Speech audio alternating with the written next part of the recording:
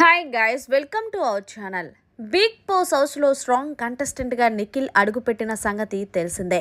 నిఖిల్లో అందరికీ నచ్చేది తన దయాగుణం, అలాగే తను ఆడే టాస్క్ల విధానం, అలాగే హౌస్లో చాలా పర్ఫెక్ట్గా ఉండే పర్సన్ కాబట్టి ఎక్కువగా ఆడియన్స్ అందరూ కూడా నిఖిల్కి కనెక్ట్ అయ్యారనే చెప్పాలి.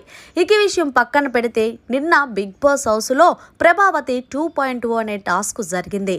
ఈ టాస్క్లో హౌస్ మేట్స్ అందరూ కూడా నువ్వా నేనా అన్నట్టుగా భీకర యుద్ధం అయితే చేశారు.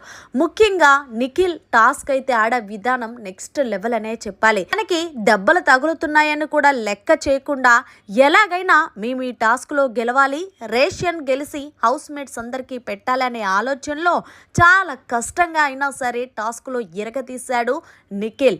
అంతేకాదు నిఖిల్ కి టాస్క్లు ఆడుతున్న సమయంలో ముఖంపై గాయం అయ్యిందే.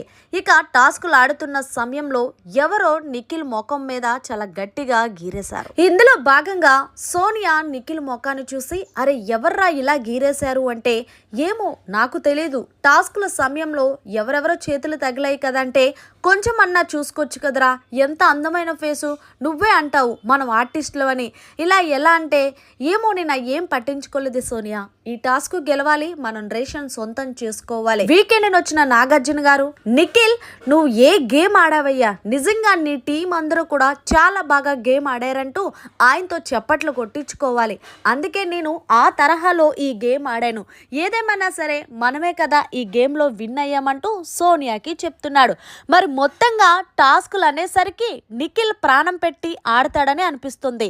మరి మీకు అనిపించిందా అనేది కామెంట్ చేసి తెలియచేయండి. మరిన్ని లేటెస్ట్ అప్డేట్స్ కోసం చూస్తూనే ఉండండి మన ఛానల్.